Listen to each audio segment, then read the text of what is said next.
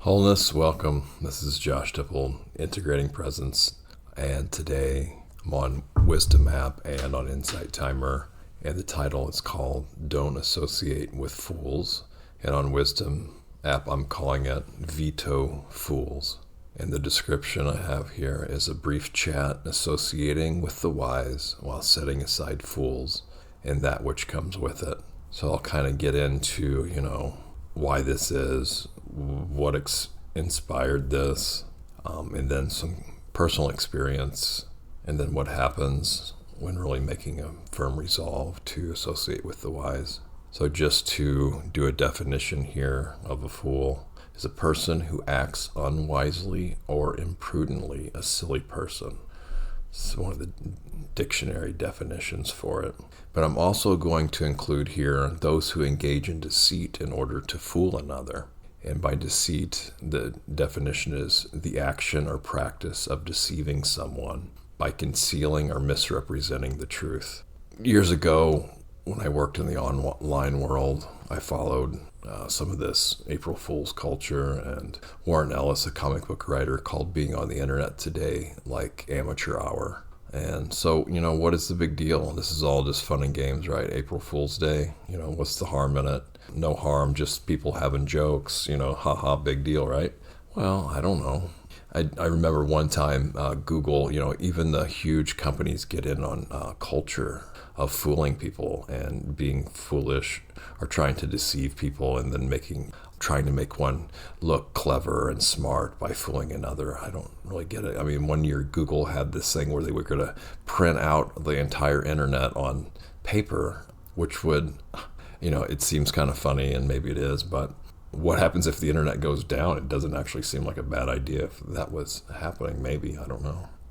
So what inspired this is from the Maṅgala Sutta. The historical Buddha says in this discourse, he says, "Please don't associate with fools. Please only associate with the wise." And then before he was said to gain full enlightenment, when he was still an unenlightened bodhisattva, in the Jataka 480, the birth story of Akiti, he makes this firm resolve and quote, "May I not meet with a fool. May I not hear from a fool. May I not associate with a fool. If I need to converse with a fool, may I not take delight in his speech, and may I not follow and act according to his speech." The other day, or actually it was last night, I was kind of looking through some Dharma books to donate, and I just happened to come across this passage here on fools, so it kind of did my work for me. I didn't even have to go to the internet. And I came across this saying of the elder Vapa in the Therigatha stanza 61 about knowledge and knowing. So who knows who knows. Who knows who doesn't know. Who doesn't know doesn't know who doesn't know. Who doesn't know doesn't know who knows. So this is kind of profound wisdom of knowledge and not knowing. So, why wisdom in the wise? What's the big deal? Why not? What's the big deal hanging around with fools? Why do you want to hang around the wise? Hopefully this seems completely obvious to people, that they will immediately see the value in this, and this needs not further explanation. I'm just going to read a really brief paragraph out of Expectation Derived from One's Point of View, this book here, that speaks to this. Sometimes we are not ready to listen to the wise. This is something that happens with all of us in life. Often we meet with fools. We speak with them, and we enjoy speaking with them. Sometimes we meet with the wise, but we feel doubt. We look at the wise with strange eyes. We think, my point of view and his point of view are not the same. What is he saying? Rooted in your ego, you want to deny, you want to disagree, you want to object, you want to oppose. Hence, we all need to be careful. We all need to be wise. We all need to make an aspiration like the one the Bodhisattva made in one of his existences. So I don't know. I mean, that really doesn't really drive it home for me. So I'll just talk about kind of my personal experience. This was mostly in high school though, so this is kind of excusable. It was challenging for me. I was voted actually the most gullible in high school.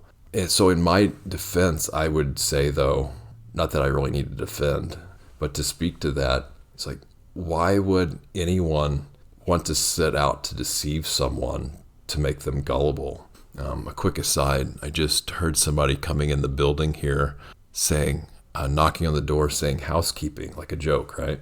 In a way it's kind of funny, but just even though the person probably even know that they were just messing around, it's still, it's based on, okay, will I deceive this person or not? Will they buy into my silly deception? And so it just seems like, what's the point?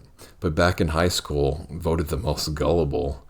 Maybe on an unconscious level, I was seeing all the activity around me and actually seeing it as foolish.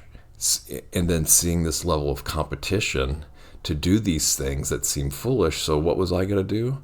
I was going to one up that and just be even more foolish, kind of outlandish, and act even more foolish than, all these silly pursuits that people were doing in high school, that a lot of especially the academic stuff, really hardly anyone really wanted to be doing it. It was just kind of a stepping stone for some kind of potential in the future, which a lot of that probably didn't pan out the way people wanted to either. And there really wasn't really a keen desire, interest to be engaging with what one was engaging with, if there was even kind of it was just the amount necessary to get by.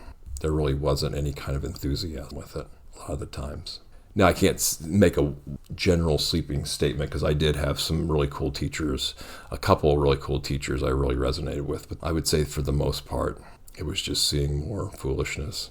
But then, that's not the wise response, though, because I would have loved, with my knowledge and wisdom now, to have somebody call me out directly and say, hey, Josh, you're acting like a fool. Quit being foolish. This isn't doing anybody any good. But, at the time, I don't know if it would have done any good anyway, because I didn't really have the wisdom to see that was wise, right?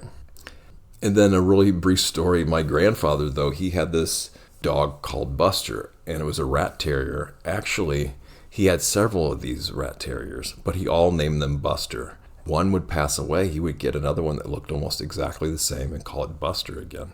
And he had it on this huge line outside in the country. It had this room to just run, maybe 100 yards or so, or it seemed like that when I was a kid, and then back and forth. Sometimes when I would visit, this dog, Buster, would run, or whatever Buster version it was, would run back and forth just at full speed. And my grandfather, and then barking at the entire time, and my grandfather would just yell at him, "Fool! Fool! Fool!" And I just thought that was so amusing. I'm not going to go into any interpretation. You can interpret that how you want. Again, in my defense with this, we do live in a culture of deceit somewhat. People will lie and deceive to get what they want, to get ahead. And it doesn't really matter if it's how big the lie is or how small, to a lot of people as well. It's enforced in media and culture to deceive another in order to get ahead. It makes one look, I don't know, like they're some smarter or more capable somehow if they're deceiving someone. And there is this one exception, right? Someone might need to tell a lie in order to save a life. We hear this as an acceptable exception to deceit. However, at the same time, yes, I can see that in certain instances it would have to be case-by-case basis. But this is a slippery slope in general, I feel, because it kind of gives way to all manner of unwise justification for deceit. Oh, I did this in order to so-and-so, Probably wouldn't have liked to do that, but it was for a greater good. Well, the greater good of who, right? At the expense of what other goods? In the Metta Sutta, or the Sutta on loving kindness, where the Buddha says, "Let none deceive another or despise anyone in any state." So this really resonates with me. Let none deceive another. The way it's interpreted there, I wonder if this means, okay, are we going to step aside and let others deceive others? Or it says, let none deceive another. At what length should we go to stop deception? I don't really have a good answer to that, but if it's interpreted that way, let none deceive another, what can I do to stop deception and do it skillfully, wisely, kindly as well? What happens when we make a firm resolve to associate with the wise and set aside fools? For me, it doesn't mean no humor, right? There's still going to be humor. We don't have to try to fool people in order to be funny or be deceptive, even if they know we're kidding. That's another, I still do that every once in a while, right? But there's still going to be humor. For me, there was this transition period where when I really saw the value of associating with wise people and setting aside foolish people, it was a transition period where I lost friends, but I made other ones too, eventually made wise friends. And so it was kind of lonely at the time, but it also freed up a lot of time to do a lot of study and practice too.